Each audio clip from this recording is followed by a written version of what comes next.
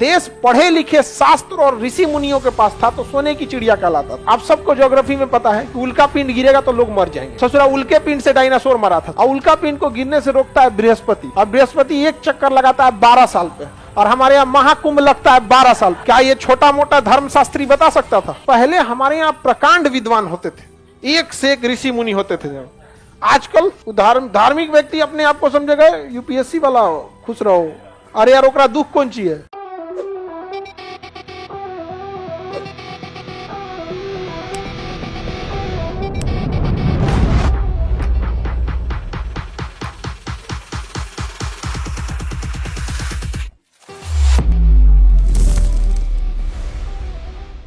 राम जी इधर से ही गए थे इसलिए इसे राम सेतु कहते हैं। क्या कहते हैं?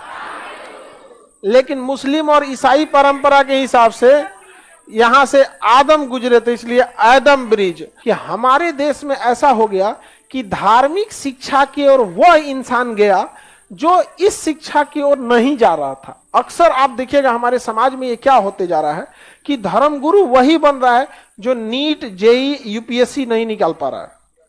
ऐसा एक देखिएगा अपने हिसाब से। तो आप देखिए इससे क्या हो रहा है ना कि धार्मिक जो चीज हो रही है उसमें सेलेक्टेड लोग नहीं जा पा रहे हैं, बल्कि वो लोग जा रहे हैं जो बड़े लेवल वाले चीजों में नहीं जा पाए किसी कारणवश।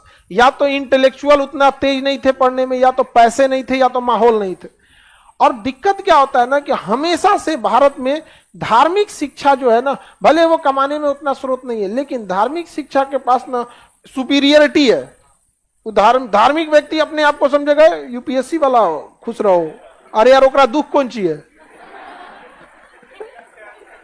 अब वो डीएम एसपी को भी कहेगा खुश रहो, ओकरा कौन ची का दुख है भाई।